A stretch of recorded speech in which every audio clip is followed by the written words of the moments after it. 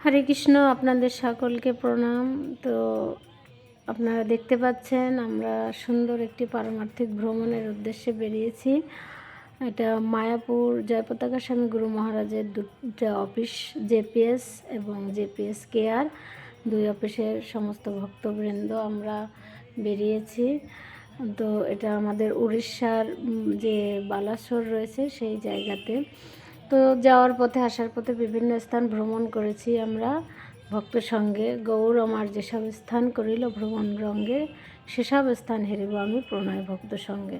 তো যে বিদেশি মাতাজি ইনি রাশিয়ানদের দেখভাল করছেন এবং আমরা বিভিন্ন সমস্ত ভক্তরা রয়েছি এখানে, অধিকাংশ ভক্তরা ফ্যামিলি ট্যুর।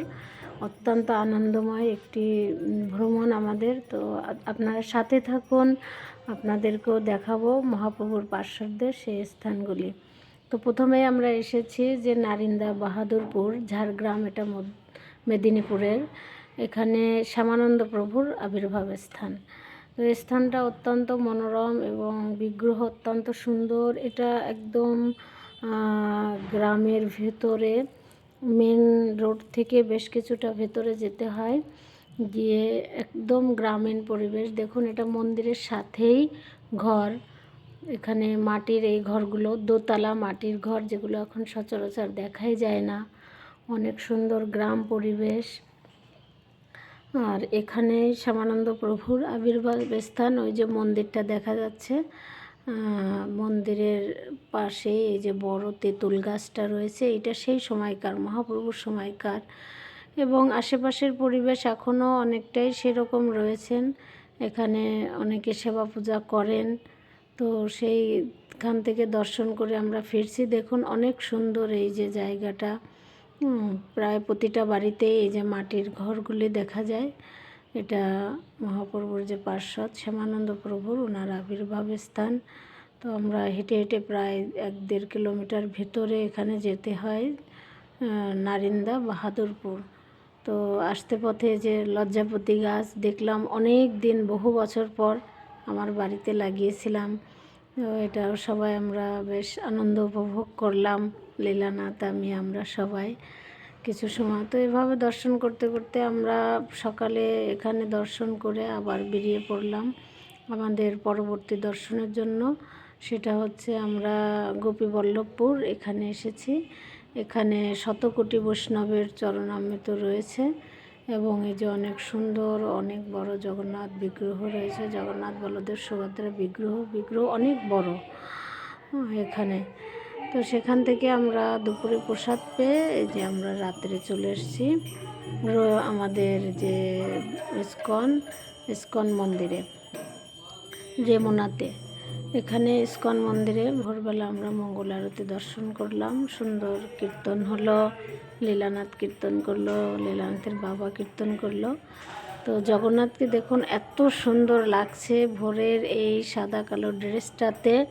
জগন্নাথের এই রূপটা আমি আগে দেখিনি, এজন্য এত ভালো লাগছে আমার এই মঙ্গল আরতিতে। সব বিগ্রহই, তবে স্পেশাল জগন্নাথের এই দর্শনটা আমার খুবই ভালো লেগেছে। আপনারা গেলে মন্দিরটা দর্শন করবেন, জগন্নাথ মন্দির, যেটা রেমোনা ইস্কন মন্দির। তো এই মঙ্গল আরতির পরেই আমরা বেরিয়ে পড়লাম ক্ষীরচোরা গোপীনাথ মন্দির দর্শনের কাছেই, এটা 2-5 মিনিট রাস্তা। তো ক্ষীরচোরা গোপীনাথ তখনও খোলেনি মন্দির। আমরা এখানে 5টার দিকে পৌঁছে গেলাম এবং এখানে অত্যন্ত সুন্দর আঞ্চলিক ভাষাতে কীর্তন হচ্ছিল। এই ছবিটা আমি দিয়েছি, এখানে ভিডিও করা নিষেধ। এবং ছবিটা দেখুন, যখন পরবর্তীতে শৃঙ্গারের সময় এই ছবিটা তুলেছিলাম আমি, তো সেই ছবিটা দিয়েছি। এই রূপে দর্শন সকলে পায় না, কারণ যারা এই ভোরবেলা আসে, আর যেহেতু আমরা গুরু মহারাজের অফিস থেকে গিয়েছি, তো আমাদেরকে একটু অ্যালাউ করেছিল এই সময়টা দর্শনের। তো এই শৃঙ্গারের দর্শনটা আমরা পেয়েছি ভগবানের, এবং এই বিগ্রহের কোথায় কি রয়েছে, এবং এই ক্ষীরচোরা গোপীনাথের অনেক কাহিনী রয়েছে। মাধবেন্দ্র পুরীপাদের জন্য এই গোপীনাথ তিনি ক্ষীর চুরি করে রেখেছিলেন, এবং এই গোপীনাথ বিগ্রহটা মূলত শ্রী রামচন্দ্র তিনি তৈরি করেছিলেন। এবং এখানে অনেক সুন্দর ভগবানের সখারা রয়েছেন, গাভীরা রয়েছেন। এই বিগ্রহের যে শিলা, সেই শিলার নিচে এগুলো রয়েছে। তো সেখান থেকে মন্দির থেকে আমরা বেরিয়ে এই যে পিছন দিকে আমরা আসলাম, এটা রসিকানন্দ ঠাকুরের আর কি সমাধি স্থান। তো রসিকানন্দ ঠাকুর এখানে ওনাকে সমাধিস্থ করা হয়েছে, সেই সমাধি মন্দির, এটা মূল মন্দির, তার পেছনে রয়েছে ওই সমাধি মন্দিরটা, সেটাও আমরা ঘুরে ঘুরে দেখলাম। এই সাথেই আর কি ক্ষীরচোরা গোপীনাথ মন্দিরের সাথে এই গেট দিয়ে ভিতরে এসে আমরা এই যে এটা ভিতর রসিকানন্দ ঠাকুরের যে সমাধি মন্দির রয়েছে, এখানে এক সাইডে রসিকানন্দ ঠাকুরের ব্যবহৃত জিনিসপত্রও রয়েছে।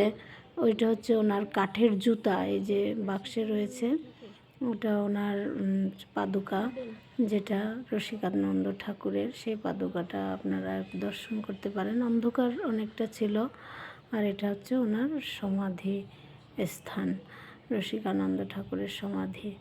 তো এটা দর্শন করে আমরা এখান থেকে বেরিয়ে গিয়েছিলাম। হাঁটতে হাঁটতে আমরা গিয়েছিলাম হচ্ছে সেই মাধবেন্দ্র পরিপাদের যে সমাধিক্ষেত্র, এটা ওখান থেকে মন্দির থেকেই দর্শন করা যাচ্ছে। এখানে রাম সীতা মন্দির রয়েছে, ভগবান রামচন্দ্র এখানে এসেছিলেন, হনুমান মন্দির, এইখানে 3টা মন্দির আছে। তো এই মন্দিরটার বিশেষত্ব হচ্ছেন যে এই একজন প্রভু, ইনি দেখুন একসাথে 3 ধরনের বাদ্য বাজাচ্ছেন, 4 ধরনের, মৃদঙ্গ, ঝম্পু, ঝুনঝুনি এবং উপরে ঘণ্টা। আর ইনার বয়স 80 বছর এবং ইনি এই 80 বছর যাবৎ একাই এই মন্দিরটাতে ইনি সেবা করছেন। মাঝে মাঝে 2-1জন ওনাকে সহযোগিতা করে, কিন্তু উনি একাই সমস্ত পরিষ্কার পরিচ্ছন্ন, সেবা, পূজা, রন্ধন সব কিছু করেন। তো আমাদের এখানে বসিয়ে উনি অনেক সুন্দর গোপীনাথ এবং মাধবেন্দ্র পরিপাদের সমস্ত কাহিনীগুলো বললেন, অনেক ভালো লাগলো। তো আপনারা গেলে অবশ্যই এটাও দর্শন করবেন, ওনার সাথে কথা বলবেন। এবং দেখেন কত প্রকার বাদ্যযন্ত্র, উনি সবাইকে বললেন যে আমরা ওনার সাথে কীর্তন করতে। এটা হচ্ছে মাধবেন্দ্র পরিপাদের সমাধি, সেটা আমরা সুন্দরভাবে দর্শন করলাম, ওনার সাথে কীর্তন করলাম এবং খুব আনন্দ করলাম আমরা। তো তারপরে আমরা বলদেব বিদ্যাভূষণের ওখানে গিয়েছিলাম, সেটা আর ছবি নেওয়া সম্ভব হয়নি। পরে আমরা রাতে ওখান থেকে দুপুরে প্রসাদ পেয়ে রাতে ফিরে আসলাম। তো যাওয়ার পথে এবং ফেরার পথে বাসের মধ্যে সকলের কীর্তন, নৃত্য, এটা অত্যন্ত মধুর ছিল। যদিও আমাদের অনেক লং টাইম বাস জার্নি ছিল, কিন্তু তবুও ভক্ত সঙ্গে যে নৃত্য, কীর্তন, আনন্দ, এটা উপভোগ করতে আমাদের একটুও কষ্ট হয়নি, বুঝতেই পারিনি 2টো দিন আমাদের এতটা বাস জার্নি। তো এটাই হচ্ছে পারমার্থিক জগতের বা ভক্তি জগতের আনন্দ, যে ভক্ত সঙ্গে ভগবানের দিব্য স্থান ভ্রমণ। তো আপনারাও এই স্থানগুলো অবশ্যই দর্শন করবেন, আর কেমন লেগেছে আপনারা জানাবেন।